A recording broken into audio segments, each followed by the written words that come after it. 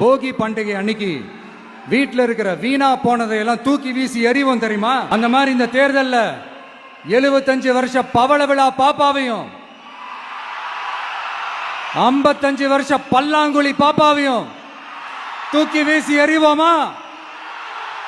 ஒரு new governance, ஒரு good governance ஒன்று கொண்டு வரலாமா?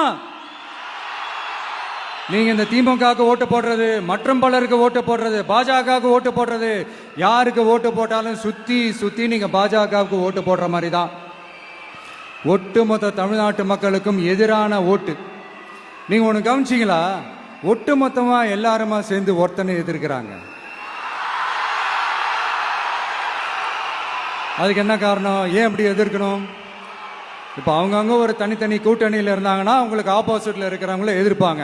ஆனா ஒட்டுமொத்தமா எல்லாருமா சேர்ந்து ஒருத்தனை எதிர்க்கிறாங்க. அதுக்கு என்ன காரணம்?